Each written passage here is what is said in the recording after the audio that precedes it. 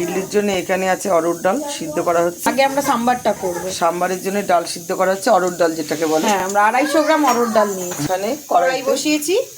এবার একটু সামান্য একটু সর্ষের তেল দিচ্ছি। দেখুন এইরকম,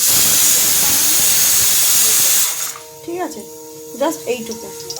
এটার মধ্যে নুন আর হলুদ দিয়ে বসানো আছে, আর লঙ্কা গুঁড়ো। এটা সামান্য ভাজতে হবে অল্প তেলের মধ্যে। এই যে সাম্বারের ডালের সবজিটা দেওয়া হয়ে গেল। এখানে সবজি আছে, গাজর আছে, বিনস আছে, লাউ আছে, বেগুন আছে, বটবটি আছে, ভেন্ডি আছে। যে যা সবজি পাবে সাম্বার ডালের জন্য দিতেই পারবে, যে কোনো সবজি সামান্য।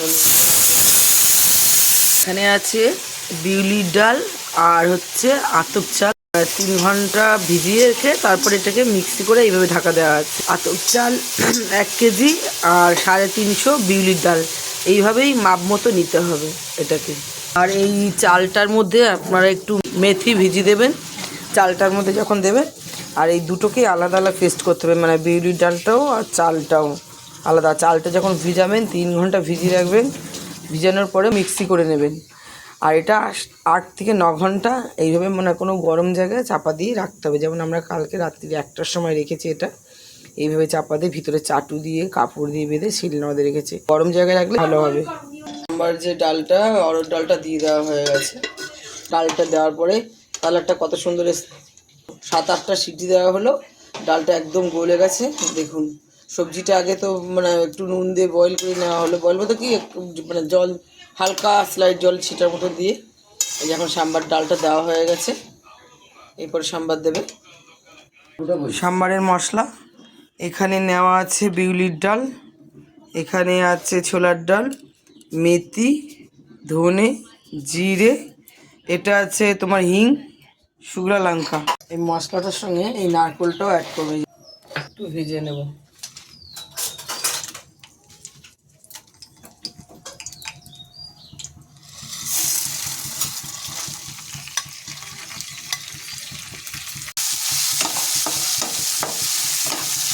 সুন্দর লাগবে, মশলাটা ভাজা ভাজা হবে। আর একটু হিং দেওয়া হলো। আর এখানে কিন্তু কন্টিনিউ ডালটা একদম স্টিম কম করে দিয়ে একদম ফুটিয়ে রাখবে, ডালটা কিন্তু অফ করবেন না। এদিকে মশলা ভাজা হবে, সব হবে, কিন্তু ডালটা কন্টিনিউ করতে হবে। এবার তেঁতুল জলটা দিয়ে দেওয়া হবে। তেঁতুলটা আগে গুলিয়ে রেখেছিলাম, যে তেঁতুল জলটা ডালের মধ্যে দিয়ে দেবো।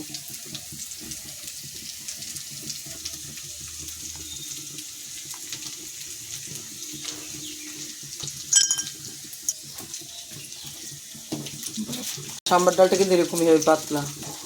এই সাম্বার ডাল কিন্তু বেশি ঘন হবে না।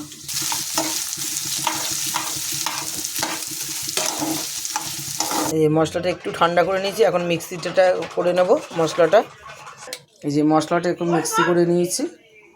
এবার এটা সাম্বার ডালের জন্য, এটা হচ্ছে গুড়ের জল, কারণ এটা আমার চিনি ব্যবহার করা যাবে না।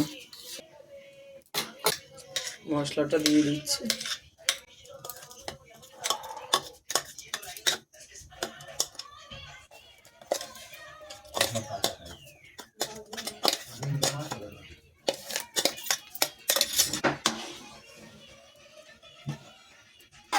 সাম্বারের তারকার তেলটা দেওয়া হয়েছে।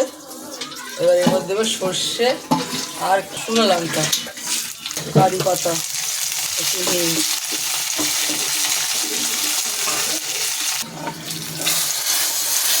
হয়ে গেল সাম্বার ডাল তড়কা।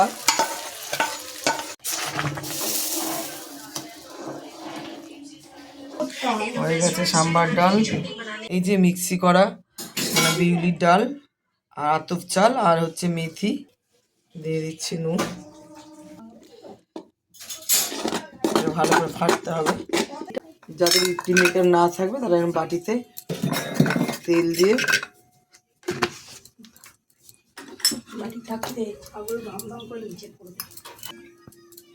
এখানে মোমো স্টিমারে জল গরম বসিয়ে দিচ্ছি। এই যে জল গরম বসিয়ে দিয়েছি। আর আরেকটা হচ্ছে এখানে কিন্তু এটা নুন দেওয়ার পর এটা রাখা যাবে না, এটা কন্টিনিউ করে নিতে হবে পরপর। ইডলি বসিয়ে দিচ্ছি মোমো, এবার এটা সুন্দর করে এক লেভেলের বাটিটা নাচি সমান করতে হবে, করে একবার বাটি ভরে না কিন্তু ওই যে বাটি পরপর এরকম করে রাখতে হবে। আগে একটা ট্রাই করে দেখতে হবে উঠছে নাকি। এরকম বাটি থাকলে আরো একটা দুটো বসে। এই যে এইভাবে বসানো আছে 3টে করে। এটা নারকেল চাটনি, নারকেল চাটনি মধ্যে কাঁচা বাদাম দেওয়া হয়েছে, সাদা তেলে কাঁচা বাদাম দিয়েছি। এটা হচ্ছে ওই নারকেলের চাটনির জন্য। এই ছোলার ডালটা শুকনো খোলাতে নাড়াচাড়া করা হবে।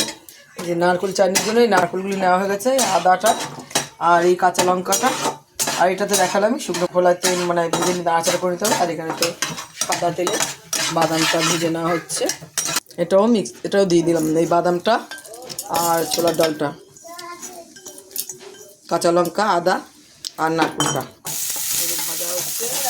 সোমবারের জন্য লঙ্কা, সরষে, কারি পাতা আর চাটনিটা সম্বর দেওয়া হয়ে গেল, নারকেলের চাটনিটা।